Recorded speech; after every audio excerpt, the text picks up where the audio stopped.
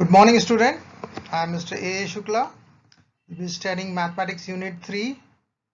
It's Coordinate Geometry. Now, the content in this are Coordinate Geometry, then Introduction, Graph, Sign Convention, Plotting of Points, and Exercise. Now, Coordinate Geometry. It's actually the art of locating a point in planes where number is called the coordinates. Now suppose if you are moving on a road and a stranger asks us about some address, and if we know the address and we want to direct him, then we tell him go straight, take a right turn, after 2 crossing take a left and proceed for 1 kilometer and take a left, and you reach the place. Now this is how it is, how we guide a stranger. Nowadays most of the smartphones are having GPS system which can guide us to our destination and they work with the help of satellite. This is done by the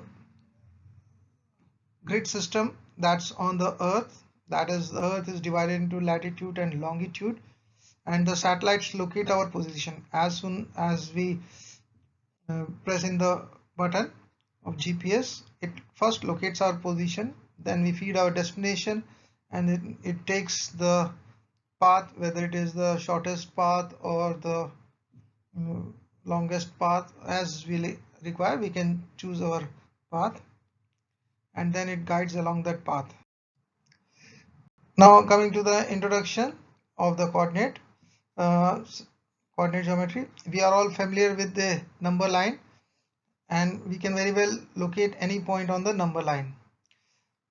The things that are required to locate point on the number line is, first we see the sign, whether it is positive or negative, because we know that if it is positive then we have to move towards the right, and if it is negative we have to move towards the left. Secondly, we also know that on moving towards the right, the numerical value keep on increasing, and moving towards the left, the numerical values keep on decreasing. So 0 becomes our reference point, and all the values and signs are with reference to this point. Now if a point is above or below the number line, how to find its position? Since the point now from a line we are moving to 2 dimension,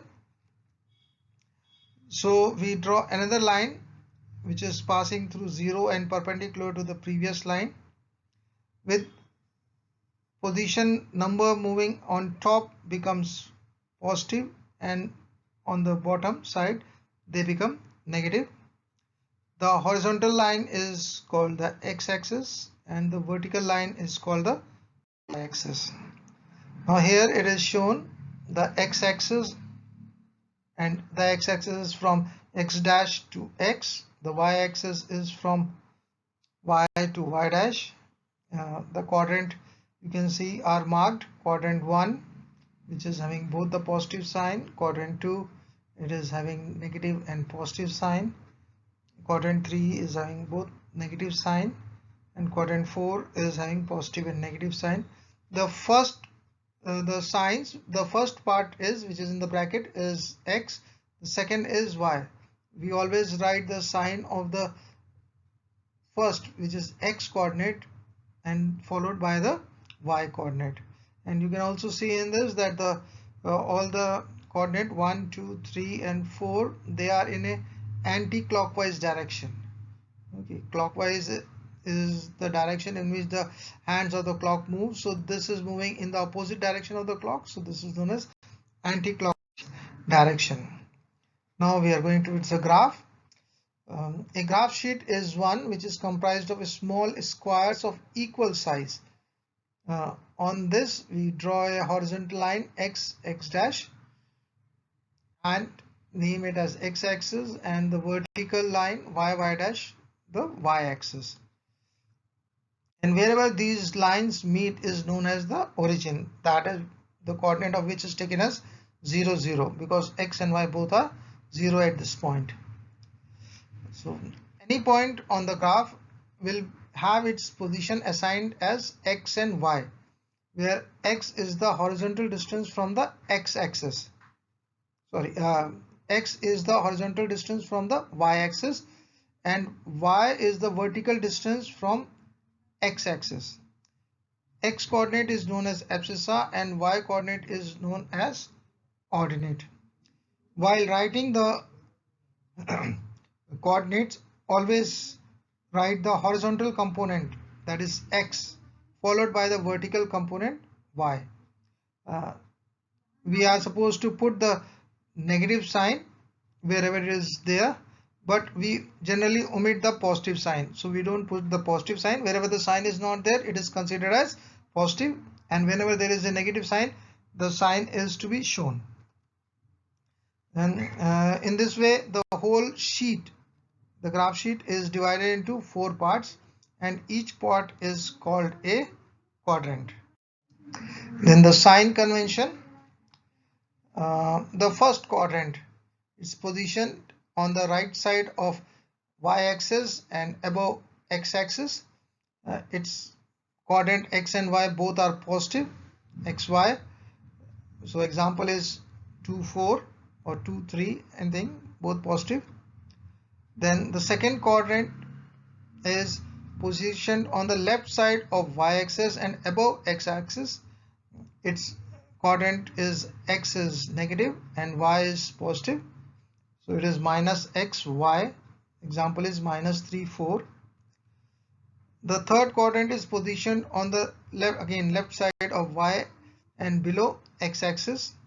Its x and y, both the quadrants are negatively signed, that is minus x minus y. Example is minus 5 minus 3. And the fourth quadrant is positioned on the right side of y-axis and below x-axis.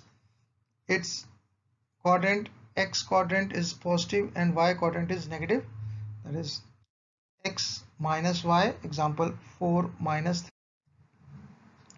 Now how to plot points on this graph. First, we have to check the sign of the coordinates to ensure in which quadrant the point lies. Then moving from origin, we are supposed to move left or right on the x-axis, that is the horizontal axis, and come to the value of the x coordinate.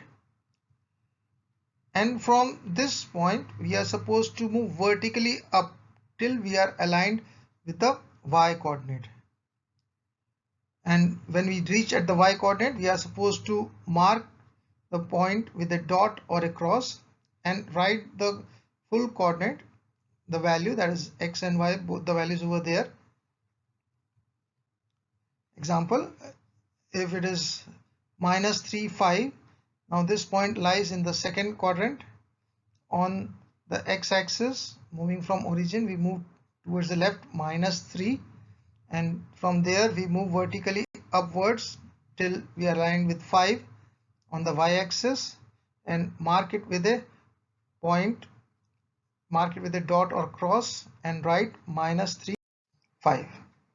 Now this is all about this. This is very small exercise over here and a small chapter also. The first question in this, plot the following points on a graph sheet and name them as given. Point A is minus 3 3, point B is minus 3 4, point C is 4 4, point D is 4 minus 3. The second, you are supposed to write in which quadrant all the points A, B, C and D lies, which are given in question 1. The third is you are supposed to join A to B, B to C, C to D and D to A, and then identify the figure formed by this. And the fourth is you are supposed to count the number of large square, which is in the centimeters, in the figure, and tell me this will be the area of this figure that you obtain. Thank you.